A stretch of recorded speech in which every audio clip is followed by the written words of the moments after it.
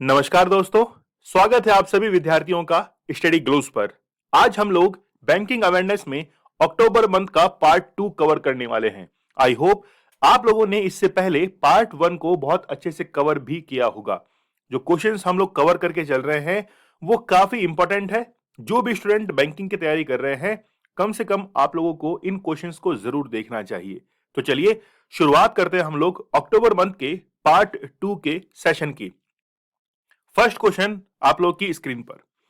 पहला क्वेश्चन है कि अक्टूबर 2022 में national bank for agriculture and rural development NABARD की बात की जा रही है, जो कि किसानों के लिए एक क्रेडिट अवेलेबल करवाता है। पंजाब में ग्रामीण स्कूलों में स्कूल के बुनियादी ढांचे के उन्नयन को मंजूरी दी है। पंजाब के अंदर जो स्कूलें हैं उनके इंफ्रास्ट्रक्चर के लिए, एक अपग्रेडेशन के लिए एक राशि जो है वो मंजूर की गई है, एक मनी जो है वो अप्रूवल की गई है। कितना है ये? देखिए, वैसे पंजाब की अगर हम लोग बात करें तो पंजाब अपने आप में 5 नदियों के संगम से जो स्थान बना है वो है पंजाब। और पंजाब में ड्रग रिपोर्ट ये कहती है कि सबसे ज्यादा अगर कंजप्शन है अल्कोहल का तो पंजाब में है। लेकिन अब जो है वो पंजाब एजुकेशन की तरफ बढ़ रहा है, तो 222 करोड़ रुपए स्कूली इंफ्रास्ट्रक्चर के लिए वहां पर अलॉट किए गए हैं। सबसे महत्वपूर्ण बात है, नाबार्ड जो है इसकी फुल फॉर्म आप लोगों को यहां पर देखने को मिल रही है, national bank for agriculture and rural development. NABARD की ये फुल फॉर्म है। 222 करोड़ रुपए नाबार्ड जो है वो क्या करवा रहा है, पंजाब के अंदर ये इन्वेस्ट कर रहा है। अगर हम लोग बात करें पंजाब गवर्नमेंट की, तो स्कूल एजुकेशन में आरआईडीएफ के तहत, आरआईडीएफ जो है इसके तहत लगभग 686 करोड़ रुपए से 632 परियोजनाएं जो है वो बनाई जा रही हैं। तो पंजाब के अंदर 632 एक प्रोजेक्ट जो है उनको बनाने के लिए ये बेसिकली इंफ्रास्ट्रक्चर जो है इस पर पैसा खर्च किया जा रहा है। जैसे हम लोग बात करें दिल्ली के एजुकेशनल सिस्टम की बात करें, तो वहां पर एजुकेशनल सिस्टम को दुरुस्त करने के लिए, अपग्रेड करने के लिए पैसा बहुत खर्च हुआ था। ठीक वैसे ही वही सिस्टम जो है, उसी प्रकार का सिस्टम पंजाब के अंदर भी जो है वो अब अपनाया जाएगा। तो उसके लिए 222 करोड़ रुपए जो है वो खर्च किए जाएंगे। ठीक है, चलिए नेक्स्ट क्वेश्चन है, उस बैंक का नाम बताइए जिसने हाल ही में उच्च शिक्षा के लिए, हायर एजुकेशन के लिए यूनाइटेड किंगडम की यात्रा करने वाले भारतीय छात्रों के लिए होम वेंटेज चालू खाता यानी कि करंट अकाउंट जो है इसको लॉन्च किया है। HVCA इसको कहा जा रहा है, होम वेंटेज करंट अकाउंट जो है इसको कहा जा रहा है for Indian student to UK. तो सबसे पहले आप लोग इस यूके को समझिए कि यूके क्या चीज है। हम लोग जब भी कोई टर्म पढ़ते हैं, यूके पढ़ते हैं, इंग्लैंड पढ़ते हैं, ठीक है, तो यूके, इंग्लैंड, ब्रिटेन, ये बेसिकली इन टर्म्स के अंदर एक बार आप लोग डिफरेंस समझ जाइए। जब हम लोग यूके की बात करते हैं तो इसके अंदर इंग्लैंड काउंट होता है, प्लस वेल्स काउंट होता है, प्लस स्कॉटलैंड काउंट होता है, प्लस नॉर्दर्न आयरलैंड जो है ये काउंट होता है। इनसे मिलकर यूके बनता है, जिनकी कंबाइंड कैपिटल कौन सी है? कंबाइंड कैपिटल है लंदन। फिर इंग्लैंड जो है वो अपने आप में इसी पार्ट के अंदर शामिल है, मतलब अलग देश है। और यूके जो है इनका सबका यूनाइट है। और ब्रिटेन की जब बात करते हैं तो कई सारे आइलैंड जो है उनको और इंक्लूड हम लोग कर लेंगे, तो फिर वो ब्रिटेन कहलाएगा। ठीक है, तो यहां पर यूके, इंग्लैंड और ब्रिटेन, तो बेसिकली यूके की बात की जा रही है, मतलब ये देश सभी शामिल है। इंग्लैंड भी है, वेल्स है, स्कॉटलैंड है, नॉर्दर्न आयरलैंड। इनकी अगर यात्रा करता है कोई भारतीय छात्र तो आईसीआईसी बैंक जो है वो उसके लिए होम वेंटेज चालू खाता, करंट अकाउंट जो है वो अवेलेबल करवाएगा। आईसीआईसी बैंक में पहले आप लोगों को पता है कि चंदा कोचर सीईओ थी, और उनके जो हस्बैंड थे दीपक कोचर, वो एक स्कैम के अंदर भी पकड़े गए थे। तो आईसीआईसी बैंक जो है वो यूके के अंदर विद्यार्थियों को ये फैसिलिटी अवेलेबल करवाएंगे ताकि वहां पर जाएं वो और हायर एजुकेशन ले सके। ठीक है, और अपनी तरीके का पहली बार जो है वो इंडिया के अंदर ऐसा देखने को मिल रहा है कि कोई भी बैंक ऐसा इनिशिएटिव ले रहा है। ठीक है, अब देखते हैं।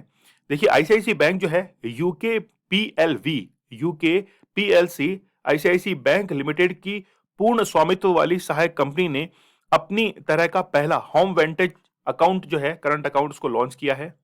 एक नया खाता है जो स्पेशली हायर एजुकेशन के लिए, जो यूनाइटेड किंगडम के अंदर जाना चाहते हैं उनके लिए बनाया गया है। ये जो नया खाता खोला जाएगा, अकाउंट ओपन किया जाएगा, वो आई मोबाइल ऐप के माध्यम से, ये मोबाइल ऐप जो है वो आप लोग देख सकते हैं, आई मोबाइल ऐप है। इस मोबाइल ऐप के माध्यम से ऑनलाइन आवेदन पत्र के माध्यम से जो है ऑनलाइन बनाया जाएगा, मतलब पूरा जो है हर चीज को ऑनलाइन ट्रांजेक्शन किए जाएंगे। इसमें जॉइंट अकाउंट जो है वो भी फैसिलिटी अवेलेबल होगी। ठीक है, चलिए थर्ड क्वेश्चन है, name the life insurance company which has recently launch ensure India campaign. Ensure India campaign जो है वो किस जीवन बीमा कंपनी के द्वारा रिसेंटली शुरू किया गया है? तो एचडीएफसी लाइफ इंश्योरेंस के द्वारा इंश्योर इंडिया जो है अभियान ये शुरू किया गया है। क्या होगा इसके अंदर? इसके अंदर जितने भी बीमा के प्रोडक्ट्स हैं, ठीक है, उनके बारे में भारतीयों को एजुकेट किया जाएगा, शिक्षित किया जाएगा कि बीमा जो है बेसिकली कोई भी लाइफ इंश्योरेंस होता है, लाइफ इंश्योरेंस लेने वाले पूरे भारत के अंदर बहुत कम है, लगभग 15 से 20% लोग ऐसे हैं जिनके पास में लाइफ इंश्योरेंस है। तो लाइफ इंश्योरेंस कितना जरूरी है, इस चीज को ही एजुकेट करने के लिए इंश्योर इंडिया जो है ये एक इनिशिएटिव शुरू किया गया है। ठीक है, वो एचडीएफसी ने रिसेंटली शुरू किया है। और देखिए बेसिकली अगर हम लोग ऑन डॉक्यूमेंट्स बात करें तो ये आंकड़ा 15 से 20% भी नहीं पहुंचता है, केवल 3% पर ही जाकर रुक जाता है। तो लाइफ इंश्योरेंस लेने वाले बहुत कम जो लोग हैं वो इंडिया के अंदर स्थित हैं। ठीक है, चलिए तो इंडियंस जो हैं उनको एजुकेट करने के लिए ही कि बीमा कितना जरूरी है, उसके लिए ये इंश्योर इसको लॉन्च किया गया है। ठीक है, इस अभियान का उद्देश्य भारतीयों को जीवन बीमा के बारे में शिक्षित करना और उन्हें इंश्योर इंडिया वित्तीय उत्पाद के साथ अपना भविष्य सुरक्षित करने के लिए प्रेरित करना है, जो सुरक्षा और दीर्घकालीन बचत के दोहरे लाभ प्रदान करता है। वर्तमान में भारत में बीमा की पैठ लगभग 3% है, तो केवल 3% लोग जो है यानी कि ऑन डॉक्यूमेंट है। वैसे लगभग 15-20% के आसपास लोग हैं जो कि लाइफ इंश्योरेंस कवर लेते हैं, लेकिन ये बहुत कम रेशियो है। ठीक है, चलिए नेक्स्ट देखते हैं। In October 2022, Life Insurance Corporation of India increased its stake in Dr. Reddy's Laboratories Limited from 5.65% to how much? मतलब डॉक्टर रेड्डीज लेबोरेटरी जो है उसके अंदर एलआईसी ने अपनी स्टेक जो है वो 5.65 से बढ़ाकर कितनी कर दी है? तो ये इंक्रीज की गई है 7.7% तक। आप लोग को पता है कि एलआईसी ने अपना आईपीओ लॉन्च किया था, इनिशियल पब्लिक ऑफर, मतलब शेयर मार्केट के अंदर पहली बार जो है वो लिस्ट की गई थी एलआईसी कंपनी। और एलआईसी कंपनी के शेयर जो है वो लगातार बढ़ते जा रहे हैं, हमेशा पॉजिटिव रेस्पॉन्स देते हैं। ठीक है, तो एलआईसी ने अपना आईपीओ लॉन्च किया था और आईपीओ लॉन्च करने के बाद इसका प्रॉफिट जो है वो भी बढ़ गया है। अब इसने क्या किया है, डॉक्टर रेड्डीज जो कि लेबोरेटरी है, आपके बॉडी के अंदर जो भी पैथोलॉजी है उसको इन्वेस्टिगेट करता है, रिजल्ट्स देता है। जो भी आप लोग ब्लड टेस्ट वगैरह कराते हैं, तमाम तरह की जितने भी जांचें हैं, इन्वेस्टिगेशंस हैं, वो डॉक्टर रेड्डी लेबोरेटरी करता है। लेकिन उसके अंदर एलआईसी ने अपनी स्टेक जो है वो बढ़ाकर 7.7% तक कर दी है। ठीक है, ये बहुत अच्छे से आप लोगों को याद रखना है। तो एलआईसी जो है एक भारतीय बहुराष्ट्रीय दवा कंपनी जो है ना, डॉक्टर रेड्डी यानी कि जो एमएनसी है, मल्टीनेशनल कंपनी है, उसमें अपना स्टेक जो है वो बढ़ा दिया है। नेक्स्ट देखिए, 5th नंबर क्वेश्चन है, विच of the following country has become the second largest exporter of sugar? वैसे तो आप लोग को लग रहा होगा कि बैंकिंग से रिलेटेड नहीं है, लेकिन ये इनडायरेक्टली यानी कि अगर हम लोग शुगर को देखें तो हमारी इकोनॉमी के अंदर कहीं ना कहीं पार्टिसिपेशन तो होगा। जैसे हम लोग बात करें इंडिया के अंदर, यूपी की बात करें, महाराष्ट्र की बात करें, तो ये शुगर प्रोडक्शन के अंदर जो है, गन्ना उत्पादन के अंदर, शुगर कैन या फिर शुगर प्रोडक्शन के अंदर जो है वो फर्स्ट और सेकंड नंबर पर आते हैं। लेकिन अगर हम लोग भारत की बात करें तो भारत जो है पूरे विश्व के अंदर सेकंड लार्जेस्ट निर्यातक बना है। ठीक है, तो दूसरा सबसे बड़ा निर्यातक कौन बन चुका है? इंडिया बन चुका है। ठीक है, अदर कंट्रीज की अगर हम लोग बात करें तो बेसिकली शुगर कैन वहां पर ज्यादा अच्छे से होता है जो हमारे कोस्टल एरियाज हैं। जैसे हम लोग महाराष्ट्र की बात करें तो महाराष्ट्र के अंदर सबसे ज्यादा शुगर मिल इसलिए है क्योंकि वहां पर जो गन्ना होता है उसके अंदर उसको अच्छी खासी ह्यूमिडिटी मिलती है, और जब ह्यूमिडिटी मिलती है तो गन्ना जो है उसके अंदर शुगर की मात्रा भी अधिक बढ़ जाती है कंपेयर टू यूपी। यूपी के अंदर गन्ना ज्यादा होता है, लेकिन जो महाराष्ट्र में गन्ना हो रहा है उसके अंदर पर केजी के अंदर शुगर की मात्रा ज्यादा है। जैसे हम लोग क्यूबा की बात करते हैं, क्यूबा क्या है? क्यूबा जो है उसको हम लोग कहते हैं चीनी का कटोरा। ठीक है, द बाउल ऑफ शुगर क्यों कहा जाता है? क्योंकि वो चारों तरफ से जो है वो महासागर से घिरा हुआ है। आपको पता है कि अटलांटिक ओशियन के अंदर है, सार्गेसो सागर जो है वहां पर स्थित है। तो क्यूबा को हम लोग इसीलिए तो कहते हैं कि वहां पर गन्ना का उत्पादन ज्यादा होता है और गन्ने से चीनी भी बनाई जाती है। ठीक है, तो भारत दुनिया में दूसरा सबसे बड़ा, ठीक है, सबसे बड़ा उत्पादक, भारत दुनिया का सबसे बड़ा उत्पादक और चीनी का दूसरा सबसे बड़ा निर्यातक जो है वो बनकर उभरा है। अब देखिए, भारत खुद की अगर प्रोड्यूस की बात करें तो खुद इंडिया जो है सबसे ज्यादा प्रोड्यूस करता है, लेकिन अगर एक्सपोर्ट की बात करते हैं तो उसमें दूसरे नंबर पर आ जाता है, क्योंकि हमारा कंजप्शन ज्यादा है, हमारी पॉपुलेशन ज्यादा है, उसको कंज्यूम करने में भी हमारा जो है ज्यादा खपत होती है, इसलिए हम लोग एक्सपोर्ट कम कर पाते हैं। अगर जनसंख्या कम हो तो हम लोग सबसे बड़े निर्यातक बन जाए। ठीक है, तो अब भारत के अंदर जो है वो मीट्रिक टन्स के अंदर, लाखों मीट्रिक टन्स में जो है हम लोग क्या करते हैं, एक्सपोर्ट करते हैं।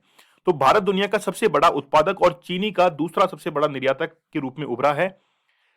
चीनी सीजन 2021-22 में देश में 5,000 लाख मीट्रिक टन से अधिक गन्ने का रिकॉर्ड उत्पादन हुआ है।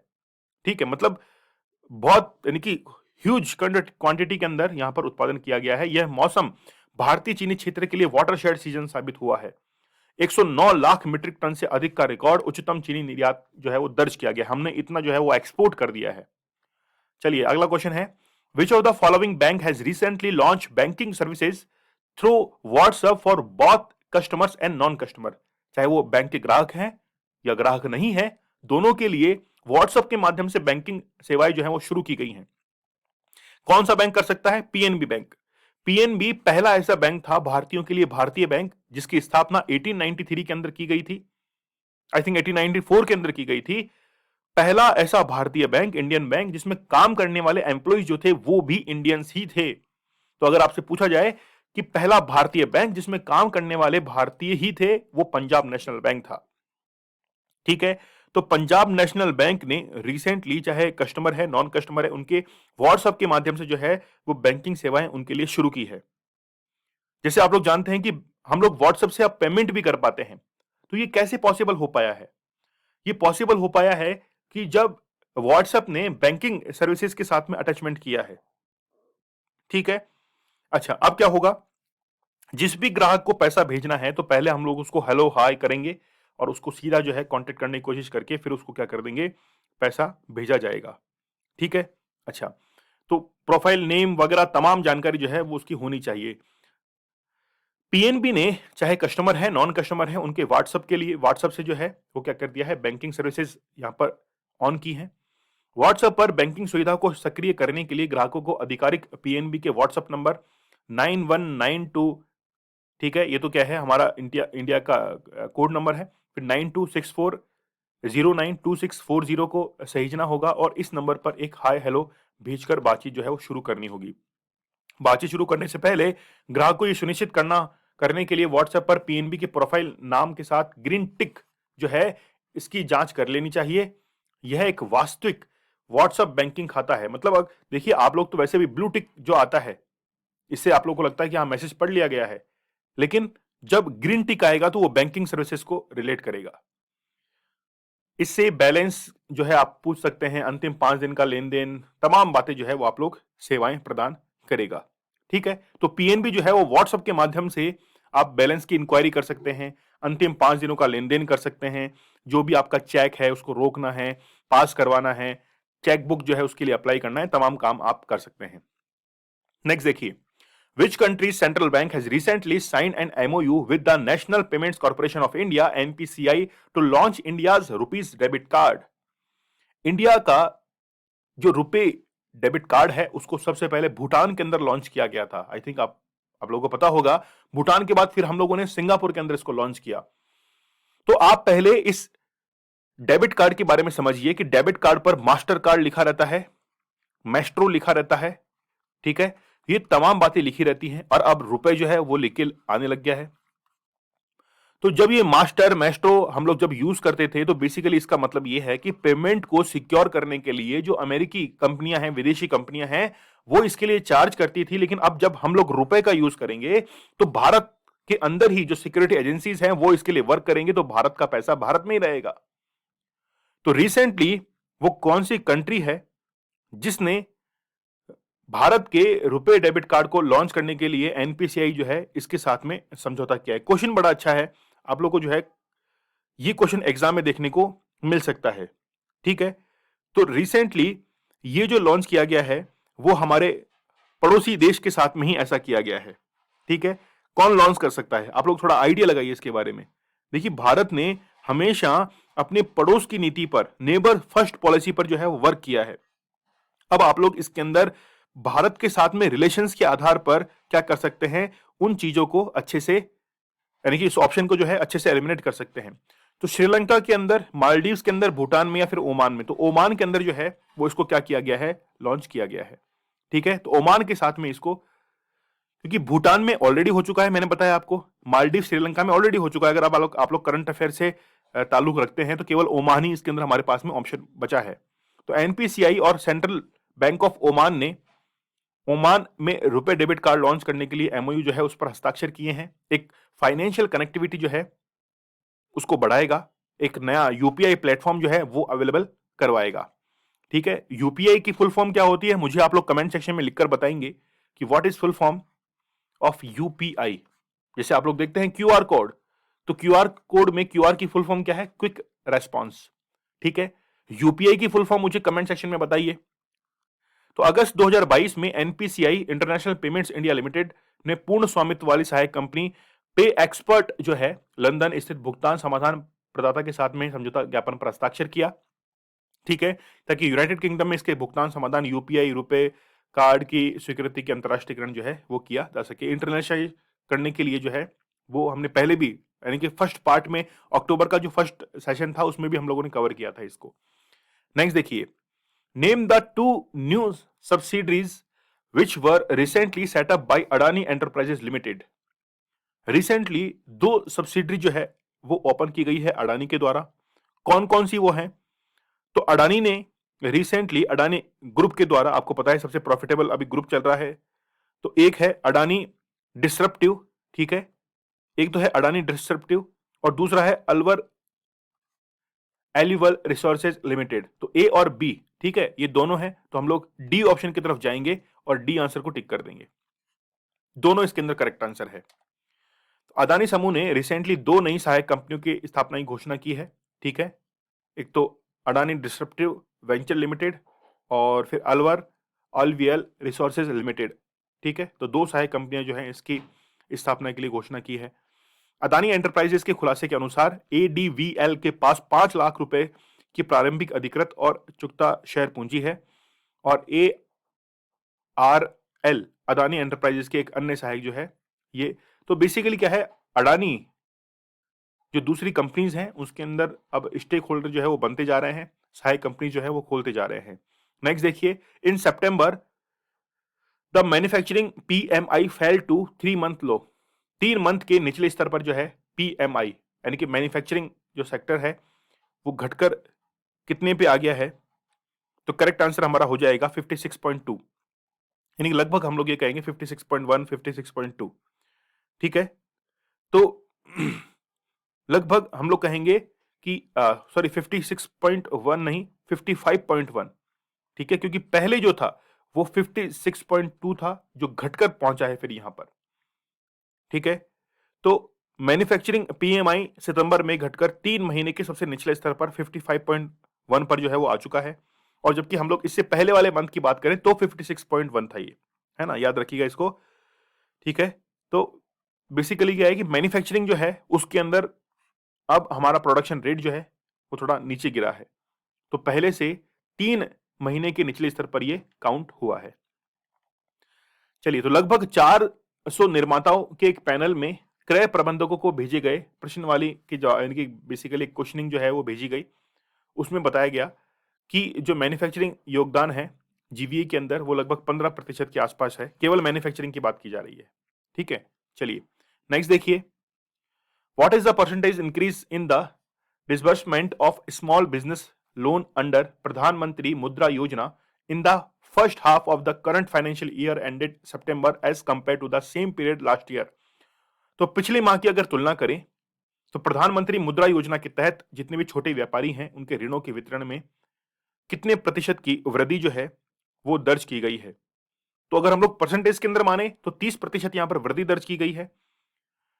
तो मुद्रा योजना बेसिकली क्या है कि जितने भी छोटे व्यापारी हैं उनको एक बेसिकली लोन जो है वो प्रोवाइड करवाया जाता है, ऋण प्रोवाइड करवाया जाता है ताकि वो अपने बिजनेस को ग्रो कर सके। तो ये वृद्धि पिछले वर्ष की तुलना में 30% जो है वो बढ़ गई है। करंट ईयर की हम लोग बात कर रहे हैं, ठीक है, क्योंकि वो 6 महीने के अंदर दर्ज किया जाता है।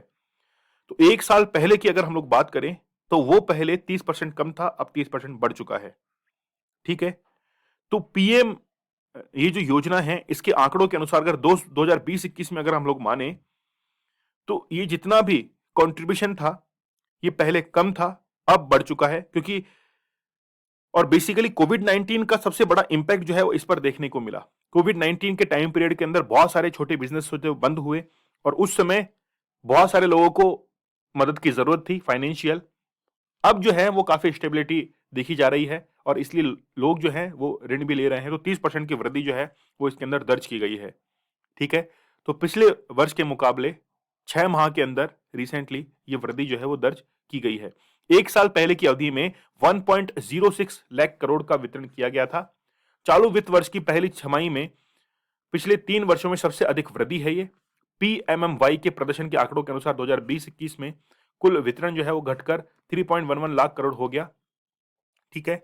लेकिन अब जो है कोविड 19 का प्रभाव जैसे जैसे कम हुआ है वैसे वैसे हम लोग सेक्टर के अंदर, जैसे हम लोग प्राइमरी सेकेंडरी टर्शियरी सेक्टर की बात करें तो उसमें थोड़ा इंडिया जो है आगे निकल रहा है।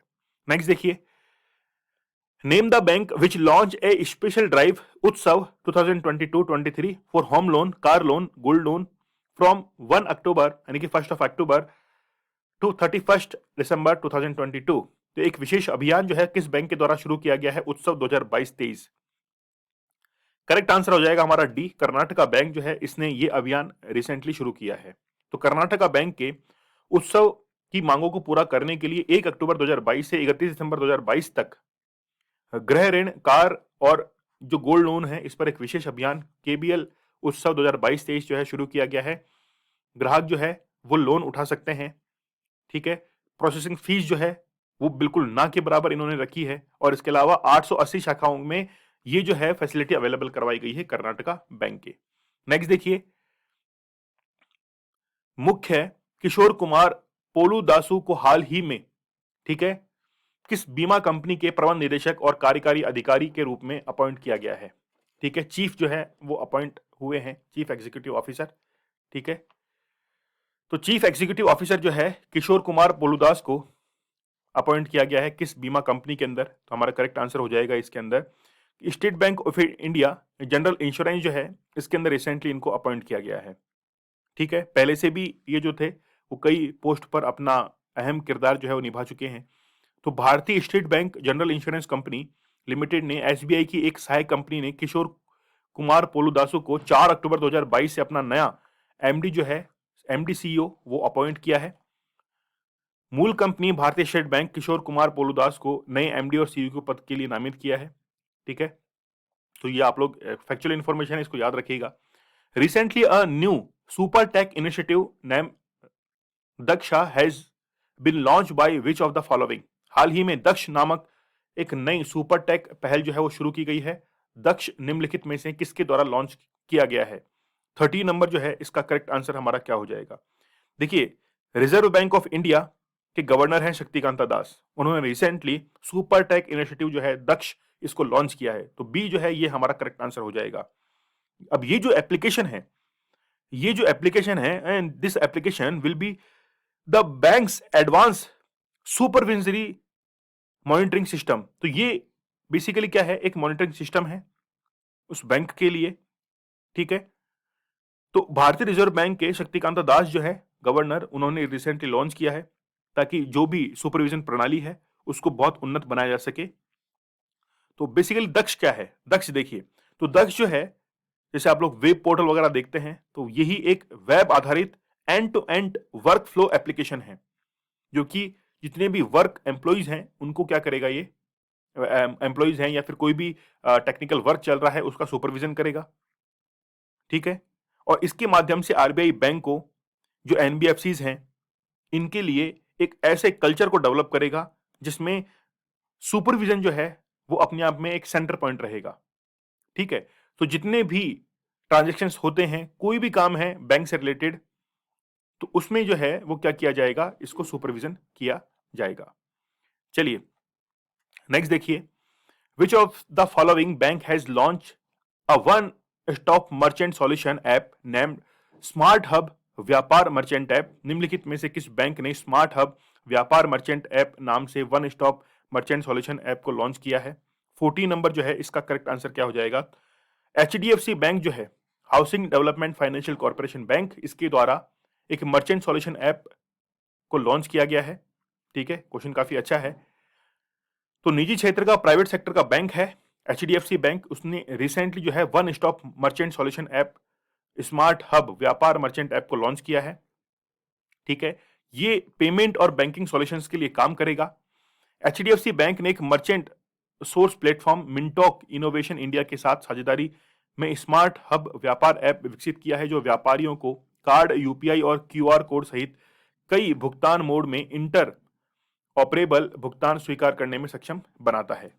चलिए नेक्स्ट देखिए, which bank has recently launch a special fix deposit FD scheme Shagun 501, है ना, जैसे 501 का शगुन देते हैं, विथ अट्रैक्टिव इंटरेस्ट रेट। तो रिसेंटली एक एफडी स्कीम जो है वो शुरू की गई है, और ये जो शुरू की गई है ये digital first bank unity small finance bank limited जो है, इसके द्वारा रिसेंटली इसको शुरू किया गया है शगुन 501 के नाम से, ये याद रखना। ठीक है, अट्रैक्टिव इसमें जो है वो क्या है, ब्याज दरें हैं। तो ये योजना जो है 31 अक्टूबर 2022 या उससे पहले जितने भी पैसा जमा किया गया है उसके लिए इसको अप्लाई किया जाएगा। 31 अक्टूबर पहले पहले जो है जो भी पैसा जमा किया गया है उसके लिए लगभग 8.4% जो है वो क्या मिलेगा, इंटरेस्ट रेट मिलेगा, क्योंकि पहले कितना था, 7.9% था। ठीक है, तो यूनिटी स्मॉल फाइनेंस बैंक जो है वो शगुन 501 के नाम से एक फिक्स्ड डिपॉजिट स्कीम लेके आ रहा है, जिसमें इंटरेस्ट रेट जो है वो काफी ज्यादा अच्छा है, अट्रैक्टिव रखा गया है। चलिए याद रखिएगा इसको। ठीक है, तो यूनिटी बैंक सामान्य ग्राहकों के लिए 501 दिनों की एफडी पर 7.9% और वरिष्ठ लोगों के लिए 8.4% ब्याज दर जो है वो प्रदान कर रहा है। मतलब नॉर्मल जो है वो तो 7.9 ही है, लेकिन जो सीनियर हैं, ठीक है, सीनियर सिटीजन है, उनके लिए 8.4% इनके द्वारा रखा गया है। स्टडी ग्लोस आप लोगों के लिए बहुत ही बेहतरीन कंटेंट लेकर आता है, नॉलेज इज पावर, ये हमारी टैगलाइन है। तो चलिए मिलते हैं हम लोग नेक्स्ट सेशन में अगले महीने के बैंकिंग अवेयरनेस के साथ में। तब तक के लिए धन्यवाद, थैंक यू।